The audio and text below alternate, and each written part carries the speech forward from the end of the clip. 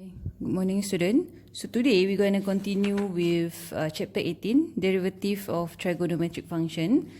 So you can look at your textbook, page 393 until page 395, the explanation of derivative of trigonometric function. But we can conclude that from here, if you differentiate sine, you get cos. Okay, x is in radian, so all the trigonometric function in this topic will be in radian, not in degree. So your calculator must be in radian mode. So let's continue. If you differentiate sine, you get cos. If you differentiate cos, you will get negative sine x. If you differentiate tangent, you will get secant square x.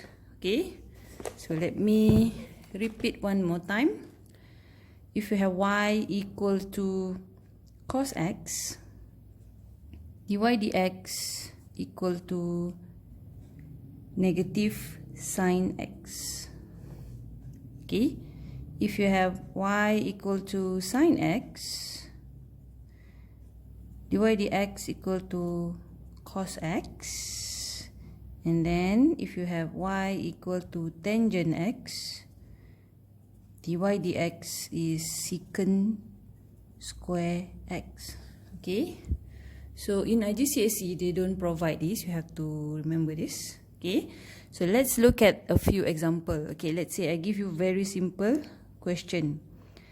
Find dy dx if y equal to, let's say, x plus 2 cos x. Okay, so dy dx will be, so x is, this one is separated function, x plus 2 cos x, so you can just differentiate straightforward. So differentiate x is 1, okay, 2 is a constant, differentiate cos is negative sine x.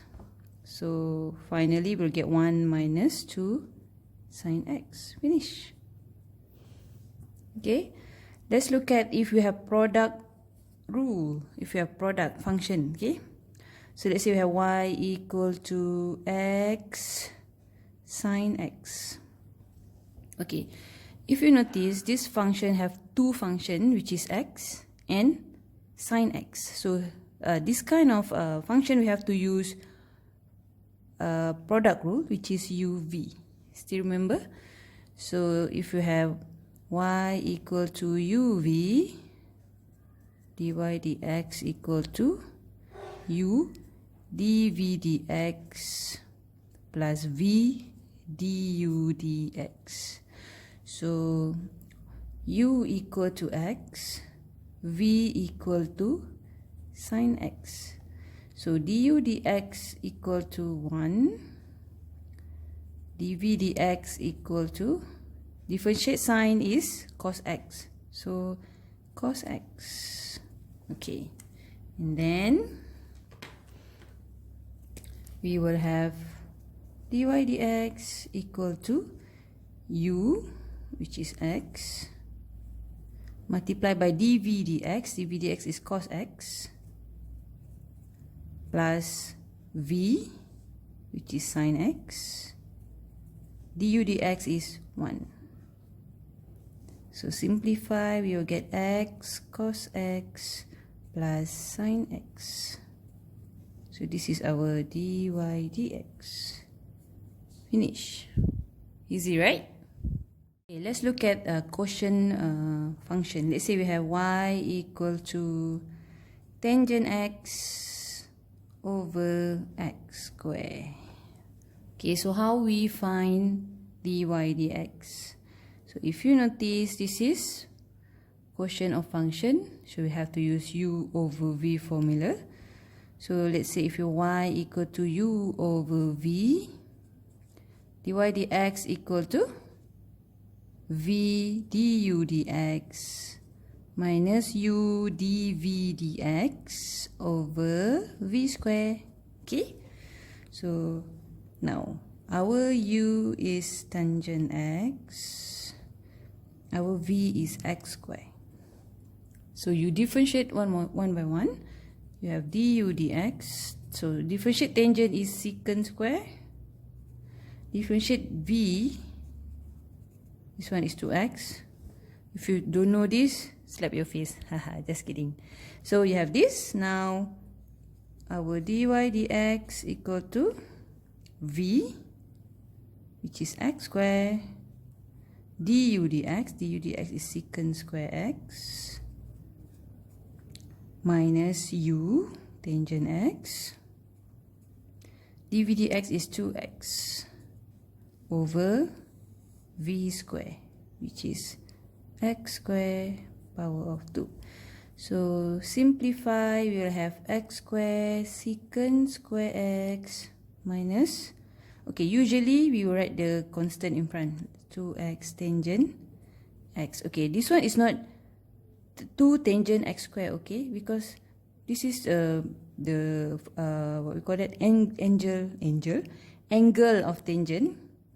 So this 2x is just a constant and one more variable x, so we have to, usually we will write in front, okay, over x4. Okay, look, we can simplify or not? Okay, so we have x square, you have 2x, here x4, so we can factorize x. So we have x secant square x minus 2 tangent x over x4. Simplify, so we will have x secant square x minus 2 tangent x over x cubed. Alright, finish. Okay, now let's look at if we have power. Okay, so how to differentiate this is exactly the same like what we did before. Okay, so dy dx equal to 3, the power 3. Okay, then you have 3 plus sine x power 2, because the power you minus by 1. Then you differentiate the bracket. Differentiate the bracket, 3 is 0. So sine x is cos x. Am I right? Okay, then simplify. You will have 3 cos x bracket 3 plus sine x square. You don't have to expand power of 2. So this is the simplest answer we can get. Okay, easy peasy. Okay, now let's look if we have square root. Let's say we have square root 2 plus cos x.